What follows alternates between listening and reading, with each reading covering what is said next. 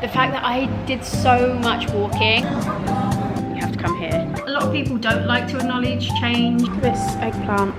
This is my lunch situation. Why does it feel like half of my hair has gone? It's so perfectly cut.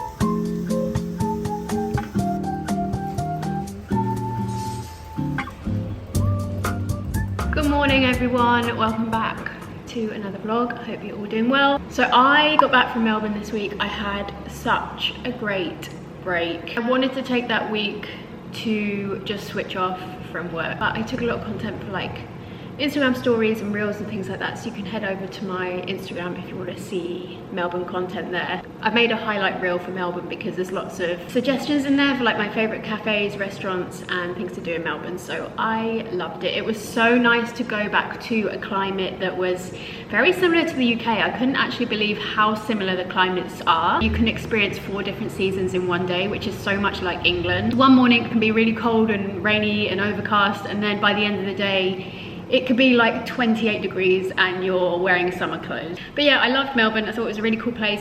Was really surprised at how expensive it was, to be honest. I know Australia is expensive and I remembered that from my previous trips, but not to keep banging on about how much everything is expensive right now, but even just like going out for lunch, everything was like a minimum $20 for some food. I will say though, coffee was much cheaper in Melbourne than it is in Singapore, so that was quite surprising.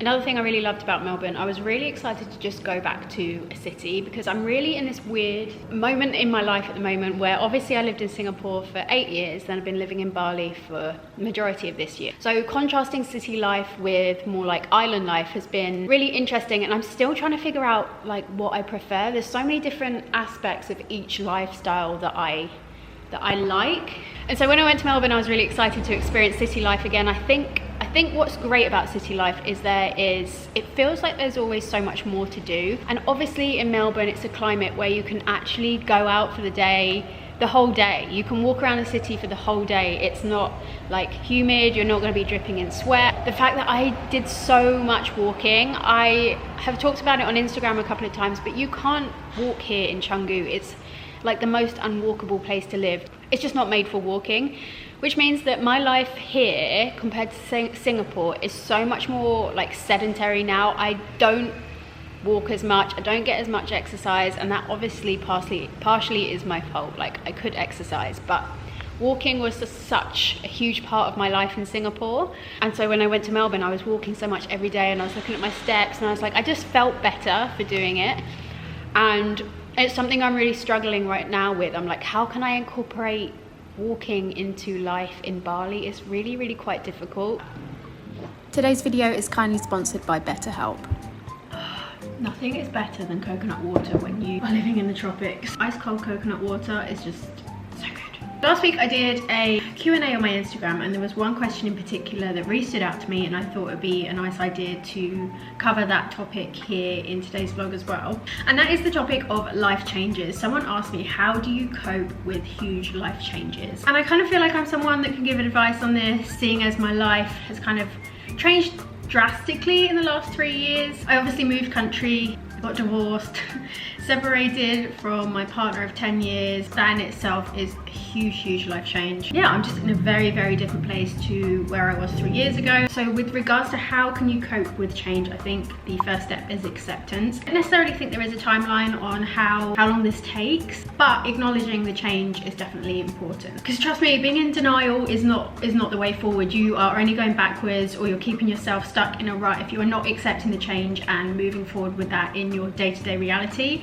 Otherwise you're kind of living in the past, and that is going to get you nowhere. Another piece of advice I would say is do not make major life changes during a major life change. It's really important to make judgment on what is going to make your life more comfortable in that present moment. So making rash decisions, any other big life decisions while you're going through this current big change is not advised, because you are not really in the right headspace to do that. Focus on what you can do to make your present moment as comfortable as possible, as stress-free as possible. Another point is to realize that even good change can cause stress.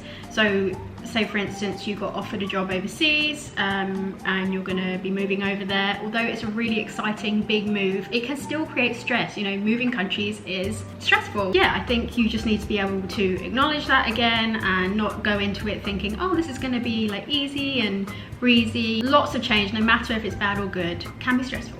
Okay, this is a big one. Please avoid self-medicating when you are going through a major life change. I know it can be really tempting for some people to numb the pain, to put your mind in another state of consciousness, to be able to deal with the pain, or just to ignore it. A lot of people don't like to acknowledge change, especially if it's a bad change. You might just want to put it to the back of your mind, not acknowledge it, pretend it doesn't exist. That is not the solution. And those feelings that haven't been acknowledged will end up manifesting themselves in most likely negative ways a few years down the line. So make sure that you acknowledge those feelings, as painful as they are, or as painful as changes can be. Please don't ignore what your brain is telling you. Having someone to talk about your feelings with, what emotions you're tackling when dealing with big changes. And obviously you guys know I've been a massive advocate for therapy. I've gone for therapy whenever I felt like, and I need someone to give me the tools to deal with my situation in the best way possible. I highly recommend BetterHelp. You guys know I've been talking about them for a long time now. They are an online therapy platform. So BetterHelp has a network of over 25,000 licensed and experienced therapists who ultimately are there to help you work through any issues that you might have. It's especially great if you don't really have friends or family who you feel like you can really open up to emotionally. And the best thing about therapists is that they're completely unbiased. So BetterHelp have a really quick questionnaire that you can fill in that will help them to better determine your wants and needs from your therapist, and then they will pair you with a therapist that is most compatible with you. You have complete control over the schedule with your therapist, and you can schedule sessions with them at your own pace. Yeah, if you are going through any big life changes currently in the foreseeable future, I highly recommend giving BetterHelp a try. You can head over to betterhelp.com/Georgia Caney, and there you can get 10% off of your first month's subscription. But yeah, maybe you guys can leave some comments below with big life changes that you have been through. I think it would be really interesting. I love hearing your guys' experiences. I feel like it brings us a lot closer. Okay, this is my lunch situation. I'm really bad with having lunch on time. My food timing schedule is literally just all over the place. It's 3 p.m. and this is my lunch. I'm having leftover carbonara from last night, a bit of parmesan on top. I got some Italian olives, some water to keep hydrated, and I'm currently catching up on the new season of Real Housewives of Beverly Hills. Let me know if you guys are watching. Yeah, this season seems kind of wild so far.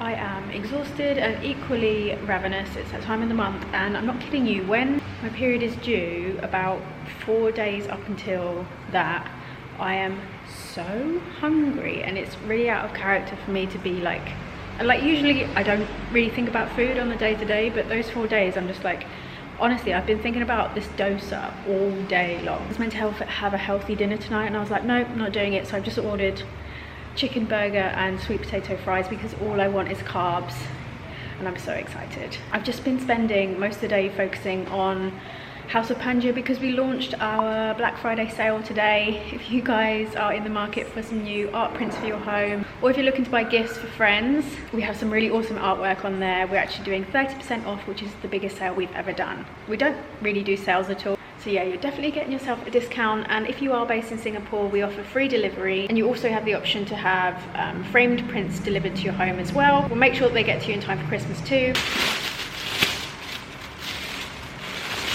Look at these amazing fresh vegetables just got from the local market. This bag smells amazing. I honestly don't think the produce smells this fresh in the supermarket. These local markets are just, I don't know, it's just different. Look at this eggplant. Yeah, we've got lots of peppers and these baby potatoes. Going to be meal prepping this week. Just chop a load of veg, and then we have it with like chicken or some kind of meat over the next few days, and it's just a really nice, quick, easy way to meal prep and just have all your veg ready for the week. Oh my god, indeed. Look how amazing that looks. Good morning, good morning. I am at one of my favourite cafes. It's called Rise in Pereiranan. I'm just shocked at this area at the moment. If any of you guys have been in this area lately, you know that it is currently under construction. There are developments being built all along this road. Visually, this used to be a really beautiful road, but right now it just looks like a bomb has gone off because there are so many things being built at the same time. Yeah, it's a real shame, but I know in maybe a year's time it'll look better, but there's just that in-between stage where everyone is like looking to invest here in Bali right now, where it's getting a bit cray. But anyway, I've come to Rise. I'm gonna go have my favorite dosa. Oh, it's so good. If you guys are looking for the best dosa in Canggu, you have to come here. Let's get some breakfast.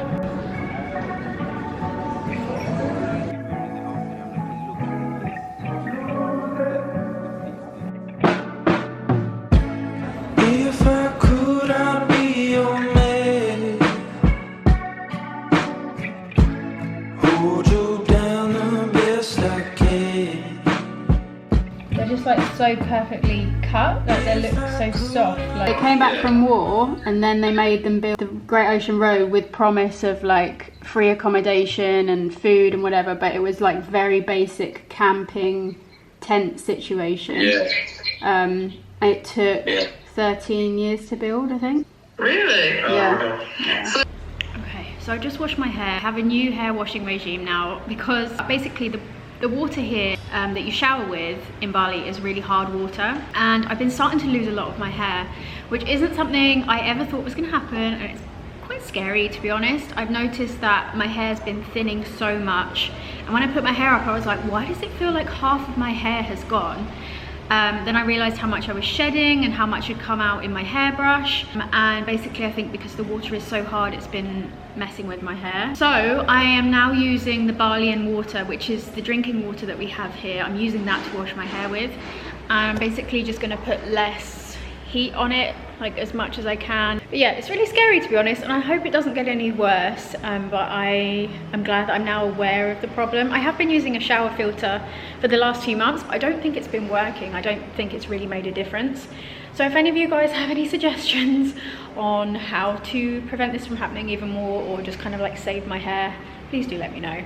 But yeah, I think I'm going to wrap up this week's vlog here, guys. Thank you so much for watching. As always, remember to subscribe if you want to see more from me. Don't forget to check out BetterHelp. I'll leave links down below in the description if you are considering therapy. And of course, do go check out our House of Pandia 30% sale as well. Thank you for watching, guys, and I'll see you next week. Bye.